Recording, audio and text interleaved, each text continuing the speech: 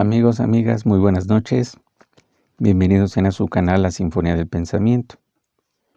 El día de hoy vamos a abrir el abanico de posibilidades haciendo referencia a una obra clásica del mundo religioso, específicamente del mundo cristiano. Pero antes que nada quiero dedicar este video a una amiga con la que he compartido muchos puntos de vista tocantes a la religión, específicamente del catolicismo, pero también del espiritualismo contemporáneo. Ella es Marta Margarita Almanza Camarillo. Para ella es este video especialmente hasta la colonia Leyes de Reforma en la tercera sección de la Ciudad de México. Esperando sea de su enorme agrado, entonces le dedico este video para Marta Margarita Almanza Camarillo. Y bueno, antes de entrar de lleno, antes de abrir el abanico de posibilidades, es importante que retomemos la cuestión de la filosofía de la educación espiritual.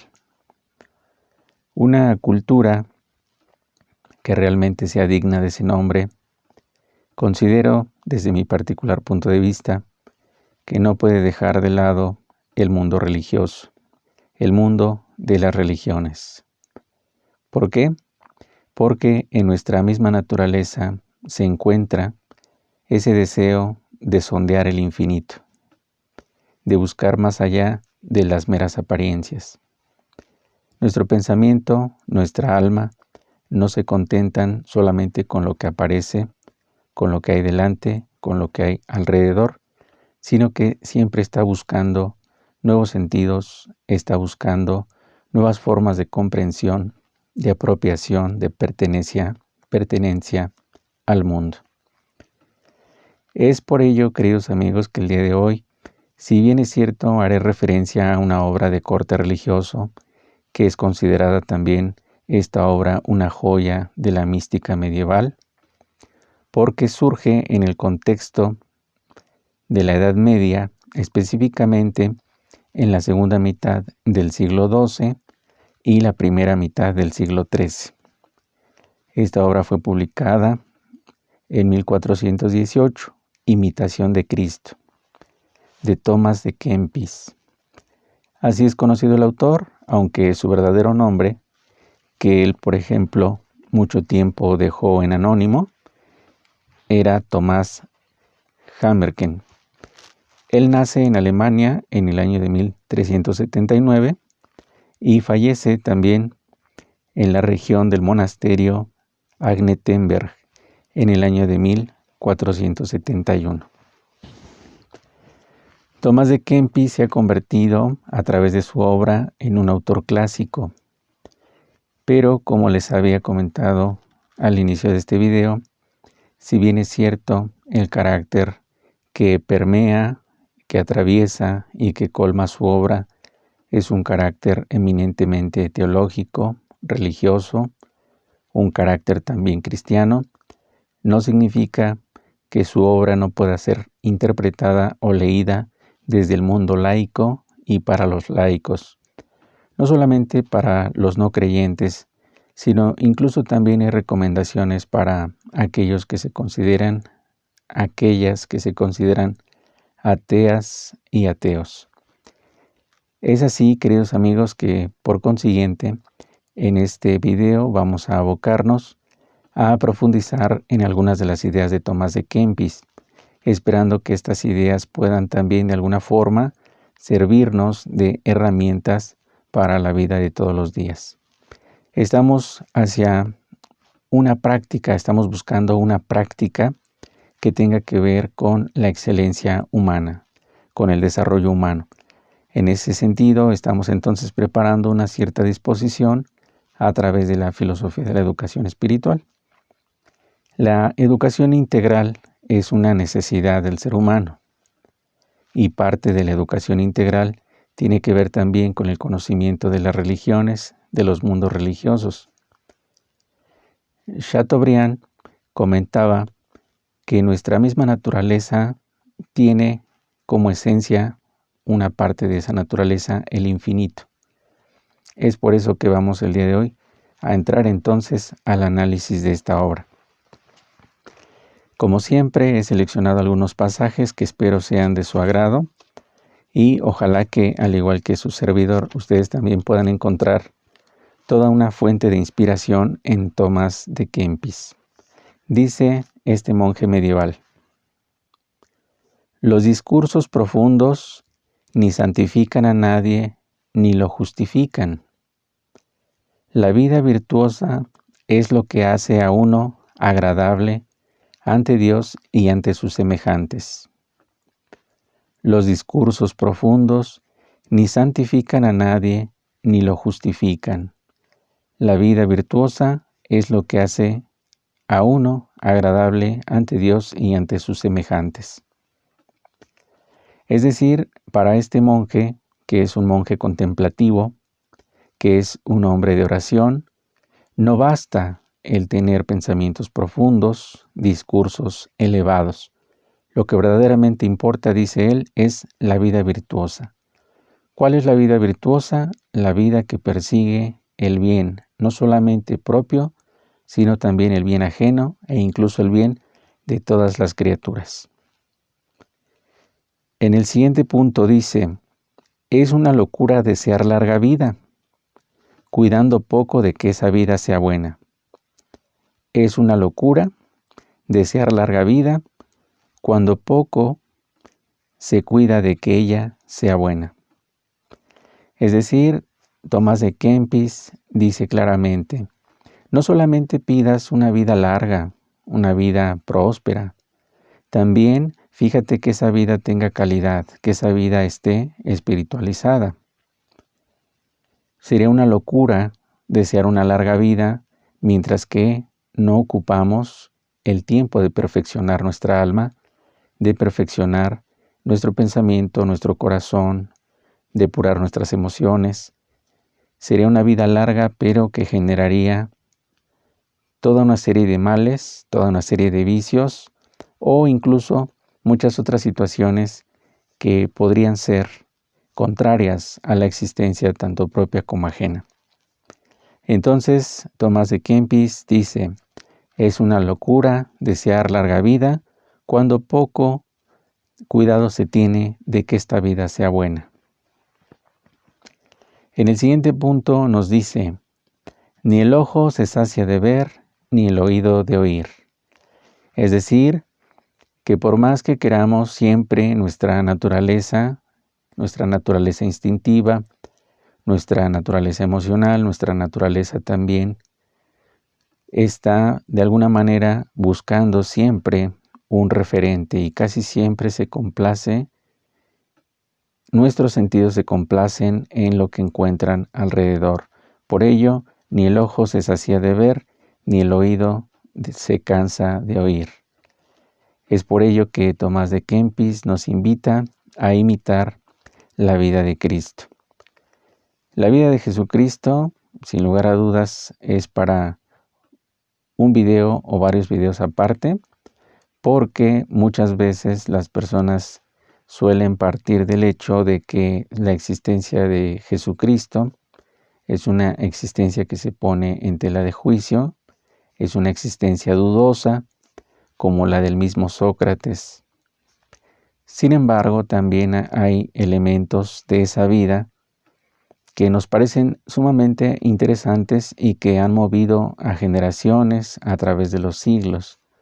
Entonces es increíble y es también interesante pensar cómo es que una fantasía, si es que se tratara de una fantasía, cómo es que esa fantasía logra mover tantas cosas, tantos sentimientos, tantas culturas, tantas épocas, tantas costumbres. ¿Cómo es posible que esa fantasía haya llegado a ese nivel de propagación, a ese nivel de difusión tan descomunal, tan poco común? Y bueno, es cierto que también Tomás de Kempis tiene como un referente y como una existencia autoevidente la existencia de Cristo. No la pone en tela de juicio, sino que lo toma como punto de partida.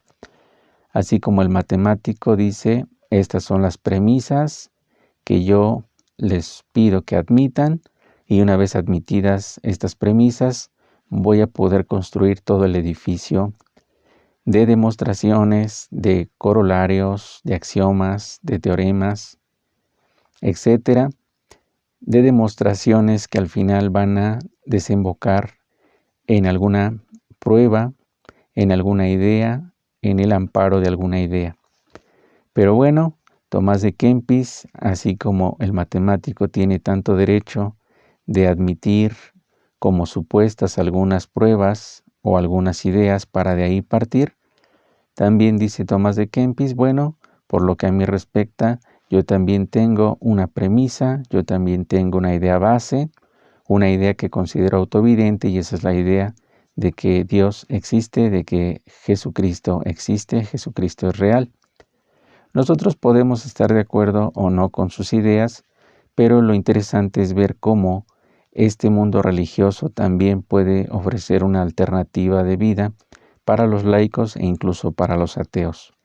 Pero bueno, retomando el punto, habiendo hecho este pequeño paréntesis, continúo entonces con el siguiente pasaje.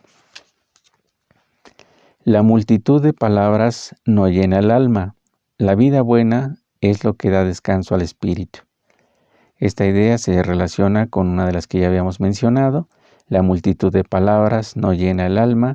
La vida buena es lo que da descanso al espíritu. Mientras más sepas, con mayor perfección lo sepas, tanto más severo será tu juicio si no vives con mayor santidad. Mientras más sepas y con mayor perfección, tanto más severo será tu juicio si no vives con mayor santidad. Y ese juicio que aquí Tomás de Kempis lo refiere al juicio divino, al juicio que hace Dios, nosotros lo podemos concebir desde este mismo plano terrenal. ¿Por qué? Porque mientras más sepamos y con mayor perfección sepamos, más severo será nuestro propio juicio. Es decir, nosotros mismos podemos juzgar lo que hacemos, bueno o malo. Y si lo que hacemos no está bien, nuestra propia conciencia nos estará juzgando en el momento y estará así a través de los años. ¿Por qué? Porque nuestra propia conciencia es un juez también y muy severo. Entonces, si nosotros estamos marcando un cierto tipo de vida, un cierto tipo de camino, un cierto sendero de realización, y al mismo tiempo damos la espalda a ese sendero, nos estamos entonces contradiciendo. Y ya ahí un juez severo, allí se encuentra, que es nuestra propia conciencia.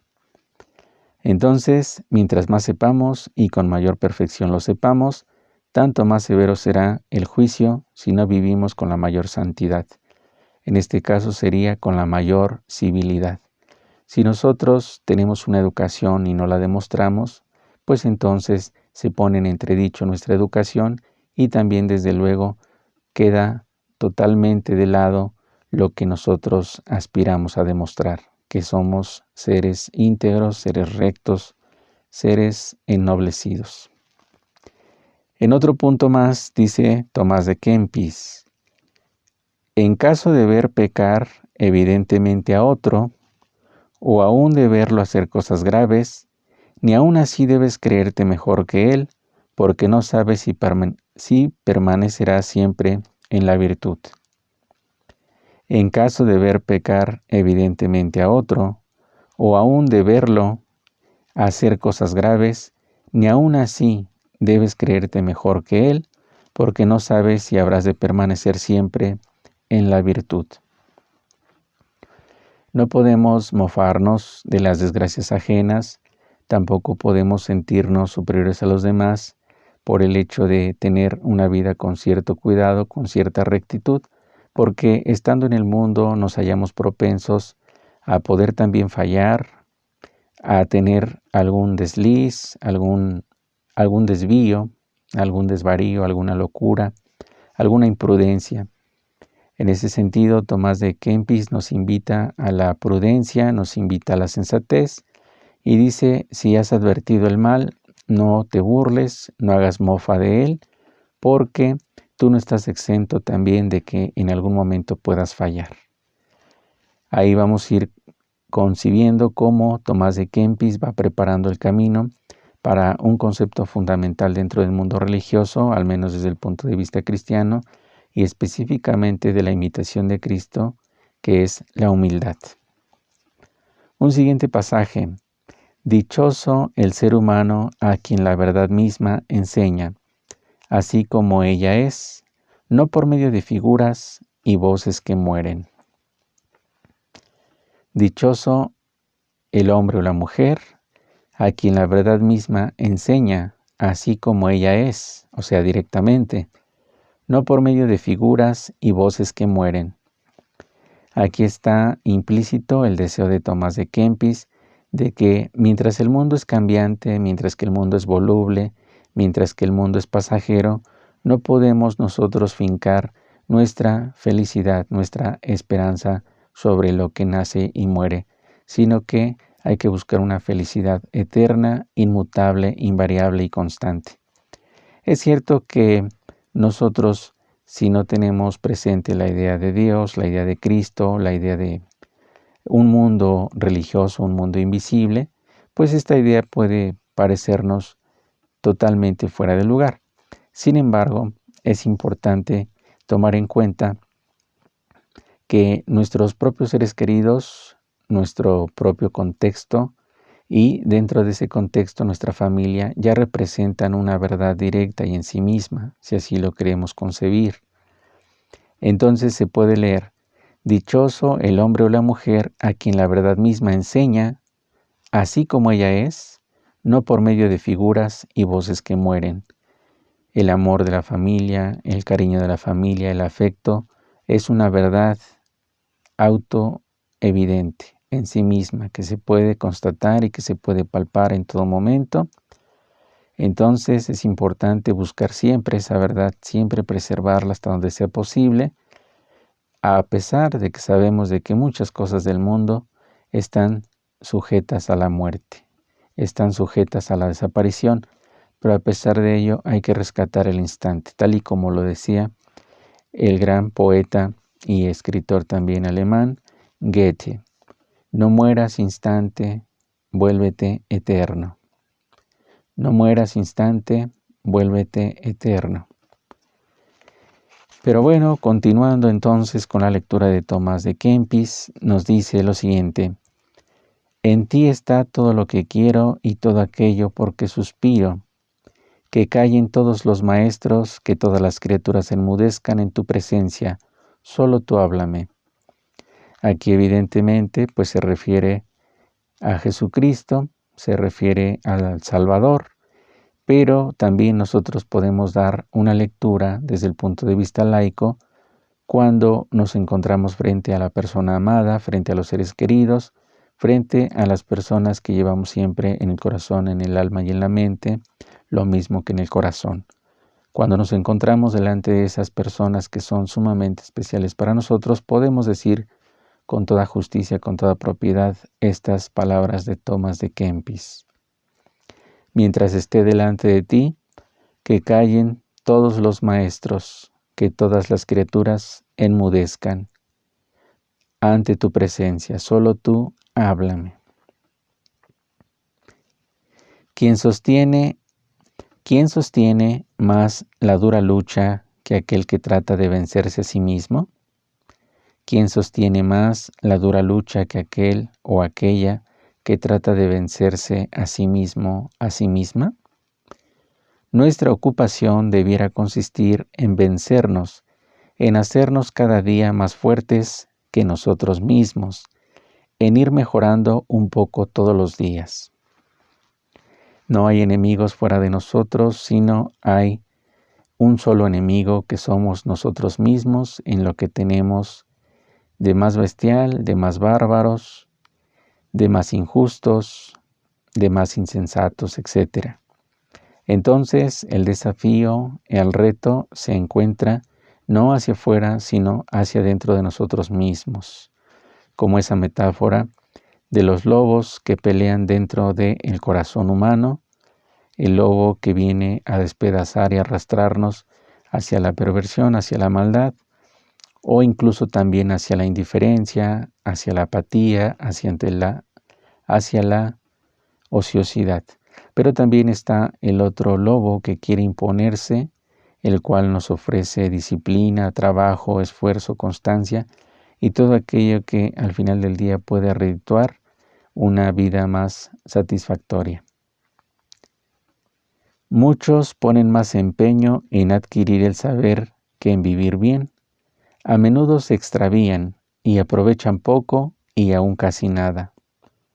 Oh, si tan activos fueran para arrancar de raíz los vicios y cultivar las virtudes, como lo son para suscitar disputas, no habría tantos pecados y escándalos entre el pueblo, ni tanta relajación en los monasterios. Aquí entonces nos quedamos con la primera parte. Muchos ponen más empeño en adquirir el saber que en vivir bien. A menudo se extravían y aprovechan poco y aún casi nada. Nuevamente la idea, no basta con saber, sino hay que aplicar ese saber.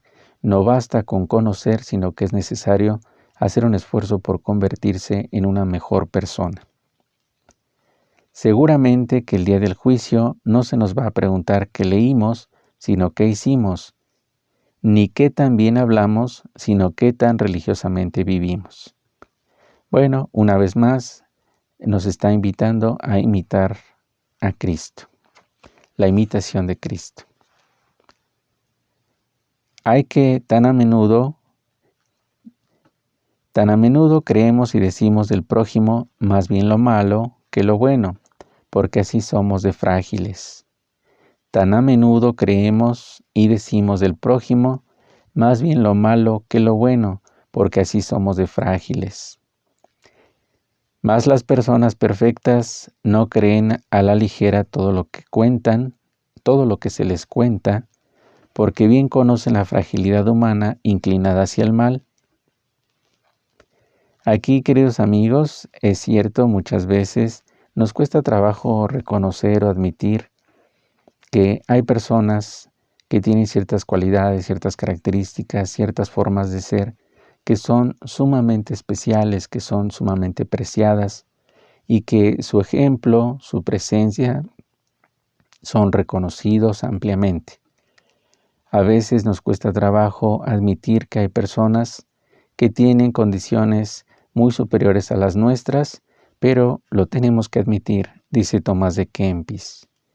No debemos de ser tan frágiles para admitir un elogio a alguien que lo merece. Debemos de ser más humildes, reconocer nuestra añadidura, saber que no podemos abarcar todos los registros, sino que quizá lo hagamos solamente en algunos de ellos. Y las personas que lo hacen en distintos registros, pues bueno, son fuente de inspiración, son fuente de motivación para nosotros. Ojalá que así sean, antes que fuente de agravio o de envidia o de algún otro sentimiento nocivo. No te caigan mal los dichos de los ancianos, porque no se dicen sin razón. Escucha callado las palabras de los santos, y que no te caigan mal los dichos de los ancianos, porque no dicen nada sin razón. Tanto los santos que han visto otra realidad más allá de los sentidos, como los ancianos que han vivido mucho más allá de lo que nosotros quizá podamos imaginar o haber experimentado, es precisamente ese contacto con el más allá, en el caso de los santos, o ese contacto con la experiencia, lo que hace que estas voces sean acreditadas, que estas voces, tanto de los santos como de los ancianos, tengan un peso muy particular, un peso muy específico, y que sean realmente dignos de ser tomados en cuenta cuando sus consejos están avalados y amparados por una vida que les ha costado. Continuamos con esta lectura de Imitación de Cristo de Tomás de Kempis, el monje alemán, monje medieval. No te dé soberbia de tus buenas obras, porque los juicios humanos son diferentes de los juicios de Dios, a quien muchas veces desagrada lo que a los seres humanos agrada. No te dé soberbia de tus buenas obras, no te envanezcas de lo bueno que haces. Es cierto, nosotros necesitamos un cierto reconocimiento por lo que hacemos, no nos gusta pasar desapercibidos, queremos también como que dejar nuestra contribución, nuestra huella, pero una cosa es querer ser tomados en cuenta y otra cosa es querer ser siempre el protagónico. Imposible. Nosotros podemos en algún momento tener sí el reconocimiento, pero ese reconocimiento tiene que estar siempre avalado por las acciones, para que ese reconocimiento realmente sea auténtico. Y bueno, continuando, dice Tomás de Kempis, estamos leyendo La imitación de Cristo, queridos amigos, aparecida por primera vez en 1418, de este monje alemán. ¿Cuántas veces hubiera querido no haber hablado ni estado entre los seres humanos? ¿Cuántas veces hubiera querido no haber hablado ni estado entre los seres humanos? Pero, ¿por qué nos gusta tanto hablar y platicar los unos con los otros, a pesar de que pocas veces volvemos al silencio sin daño de la conciencia? Esta idea me parece sumamente interesante, queridos amigos, porque, en otras palabras, Tomás de Kempis estaría diciendo, si vas a relacionarte con las personas, si vas a convivir con las personas, si vas a establecer un diálogo, ojalá que ese tiempo que tú inviertes y que esas personas invierten sea verdaderamente productivo, sea un diálogo fructífero, sea un diálogo, como su nombre lo indica, que a través de la razón se logre un cierto consenso, un cierto acuerdo, que se haya una mejora en la vida, que se pueda encontrar una serie de condiciones que nos hagan mejores. Ahí sí, como decían los poetas, en este caso, el poeta de Nicaragua, Rubén Darío, cuando nosotros dialogamos, son tesoros, son joyas, los que compartimos a través de la voz. Ojalá que cuando tengamos la oportunidad de dialogar, nuestras palabras sean como oro molido.